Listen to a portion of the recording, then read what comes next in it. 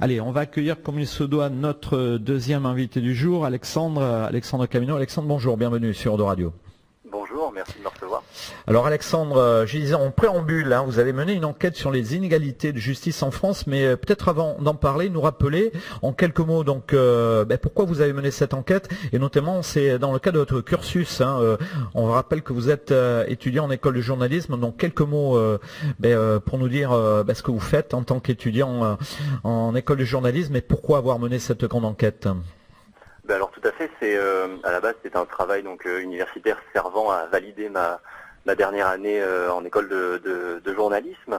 Pour revenir à la question du pourquoi j'ai choisi cette thématique-là, c'est en fait je débute justement l'enquête par le cas de ce sans-abri donc qui s'appelle Plata, qui a été jugé en avril dernier donc à Bordeaux. Il avait volé 20 € de nourriture et a été condamné à 15 jours de prison ferme. Mais quand on s'intéresse à l'affaire, on apprend que la procureure avait notamment requis 3 mois de prison ferme pour 20 € de nourriture volée, et ça avait provoqué un énorme tollé à l'époque.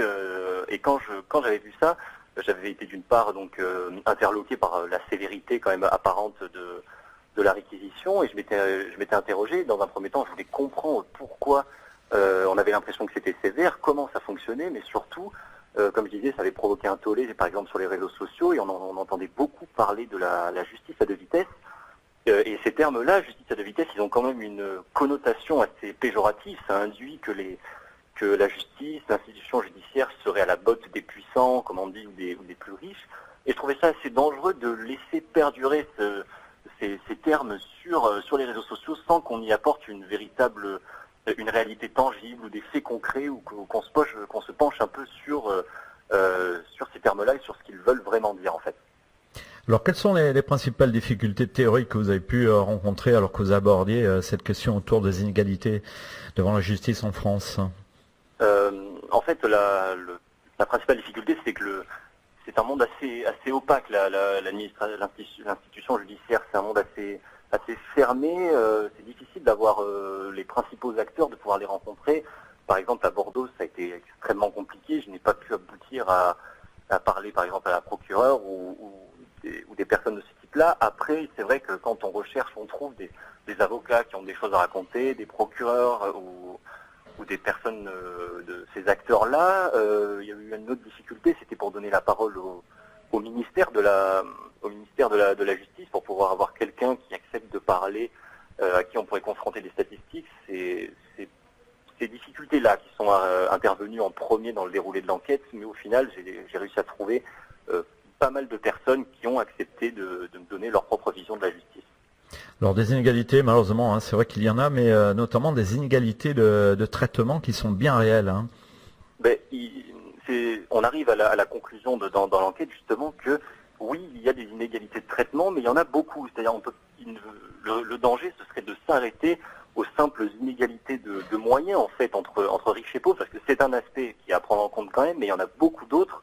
Il y a des inégalités par exemple territoriales, géographiques, entre un prévenu qui serait jugé pour trafic de stupéfiants à Bobigny par exemple, ou qui serait jugé pour un même trafic à Bordeaux, on se rend compte qu'il n'écope pas de la même peine. Il y a des inégalités de statut social. Un prévenu n'est pas forcément traité ou jugé coupable ou innocent par les jurés de la même façon que quelqu'un qui est dans une catégorie sociale plus basse. Et puis tout simplement, on arrive aussi au facteur chance qui fait que en fait l'avenir, le sort d'un prévenu, d'un justiciable dépend en fait presque totalement des compétences de son avocat, ou du bon vouloir ou de la bonne volonté des magistrats. Et en fait, c'est quelque chose où les justiciables ou même les acteurs du monde judiciaire n'ont pas la main mise dessus. Et c'est vrai que quand on pense à l'égalité qui est promise par la loi, c'est vrai que c'est assez édifiant. Voilà, puis malheureusement ces inégalités peuvent toucher n'importe quel citoyen, les citoyens que nous sommes tous. Ça peut toucher n'importe qui, et justement c'est là où on essaye il faut pas aller à la hâte et dire que la justice serait à la botte ou serait au service d'une caste privilégiée de la population, puisqu'on se rend compte que même entre les hommes politiques, il y a des inégalités de traitement entre différents hommes politiques, il y a des inégalités entre ouvriers, salariés. Alors bien sûr, il y a entre les plus aisés et les plus démunis, mais deux hommes politiques ne seront pas traités différemment, que ce soit avec la présomption d'innocence. Donc il y a vraiment différents aspects qui, en se regroupant, forment ce qu'on peut appeler la justice à deux vitesses, qui deviendrait finalement à plusieurs vitesses. Voilà, puis c'est vrai que pour rebondir sur cette justice à deux vitesses, quelles sont les principales différences que vous avez pu observer justement sur le traitement entre une personne dite pauvre et riche, bien sûr, entre guillemets, tout cela?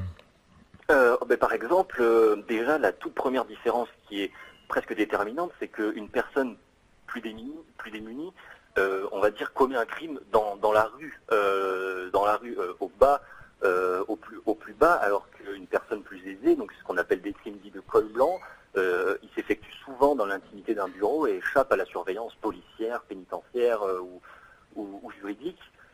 Ça c'est la première chose, mais ensuite après on arrive du coup au moment de l'interpellation et vient la question par exemple de la détention provisoire. Donc c'est détenir quelqu'un pour le garder sous main de justice pour éviter qu'il ne s'évapore dans la nature, par exemple, qu'il ne se présente pas à l'audience. Donc quelqu'un déjà en France peut être incarcéré sans avoir été reconnu coupable, mais c'est surtout c'est que les personnes les plus démunies, par exemple les sans-abri, ne peuvent pas présenter la documentation nécessaire ou les garanties de représentation nécessaires pour se présenter et pour être sûr d'être là à l'audience. Du coup, ils sont presque incarcérés d'office, alors qu'une personne plus aisée, déjà, par exemple, prenons le cas d'un cadre dans une entreprise, il est dit, reconnu par les avocats ou même les magistrats, qu'un juge hésitera davantage à utiliser la détention provisoire au risque de casser inutilement la carrière d'un cadre tant que sa culpabilité n'est pas avérée. C'est toutes ces choses-là forment les inégalités de justice, et donc du coup, si on prend le cas d'une personne démunie qui comparait le jour de l'audience après avoir été détenue, si en plus les jurés voient que cette personne-là arrive, alors qu'elle a été incarcérée, qu'elle arrive menottes au poignet, entourée de policiers, en fait, dans l'esprit des jurés, son sort est presque déjà scellé, alors que quelqu'un de plus aisé apparaît libre le jour de l'audience et ressort très peu finalement avec de la prison ferme. C'est autant d'exemples qui sont détaillés dans l'enquête qui montrent qu'il y a des inégalités de traitement.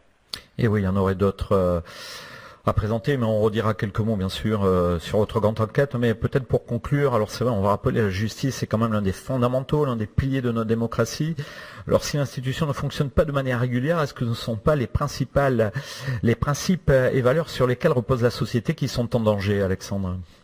C'est tout à fait ça. On se rend compte quand j'ai mené l'enquête, je me suis rendu compte que au moins un Français sur deux, presque un Français sur deux se méfiait ou se défiait de l'institution judiciaire, c'est-à-dire qu'il y avait un vrai problème au niveau du rapport entre les Français et leur institution, et surtout en fait la justice c'est quelque chose qui délégitime la vengeance en France, c'est-à-dire on a promis en quelque sorte, la justice nous a promis une égalité de traitement entre tous les citoyens pour éviter les impunités, pour éviter justement les erreurs, etc. Et on peut s'interroger si l'institution judiciaire finalement échoue à sa mission d'égalité, si elle n'arrive pas à instaurer une inégalité totale, ce qui est difficile au demeurant, ce qui est presque impossible à assurer, en fait, il n'est pas impossible qu'un mécontentement se traduise par les urnes, que ça soit on peut penser à la montée du Front National, on peut penser à des événements plus violents. Je reviens dans l'enquête sur les événements de mai 68, sur les émeutes du 6 février 34 qui avaient été meurtrières. Alors bien sûr, il y a toute une composante politique à ces émeutes, etc. Mais il y a aussi un aspect de mécontentement au niveau de la justice ou des institutions, et c'est quelque chose où il faut se méfier de ça, il faut l'avoir en tête, et puis surtout c'est l'image que renvoie notre justice à l'étranger. Quelle image de la France ça donne par exemple à l'Europe, ou un pays où il y a 28% des détenus qui le sont sous le régime de la détention provisoire, c'est-à-dire qu'ils ont été incarcérés en France alors qu'ils ne sont pas coupables. Donc ça donne une image assez perturbante de notre démocratie, surtout que nous, la France, au niveau européen et au niveau mondial, on est quand même la nation des droits de l'homme, de l'égalité, de la liberté, égalité, fraternité. Donc c'est tous ces enjeux-là que soulèvent les inégalités de justice en France. Alors Alexandre, l'une de mes dernières questions, sauf si vous voulez rebondir ou étayer un petit peu plus certains points, mais comment on peut se procurer votre enquête? Parce que c'est fait dans le cadre d'un cursus, bien sûr, universitaire, étudiant. Donc on va en partager un article sur la page Facebook d'Odo Radio, mais quelqu'un qui est intéressé par l'enquête que vous avez menée, comment il peut pouvoir la voir sous les yeux, comment c'est possible concrètement? Alors il y a deux façons d'avoir accès à l'enquête. Tout d'abord, l'enquête en fait est en deux volets. Il y a l'article donc que vous allez partager sur la page de radio que les auditeurs peuvent retrouver.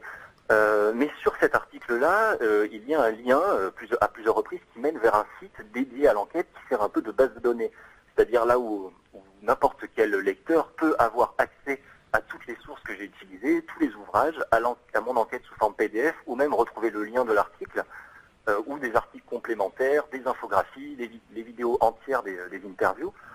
Donc en fait, le lien de l'adresse du site, c'est justice à deux vitesses, donc avec un 2 en chiffres, justice à deux vitesses.blogspot.fr, et à partir de là, voilà, vous pouvez retrouver, les auditeurs peuvent retrouver le site facilement et avoir un lien vers l'article ou encore vers les biographies des différents intervenants ou des informations complémentaires.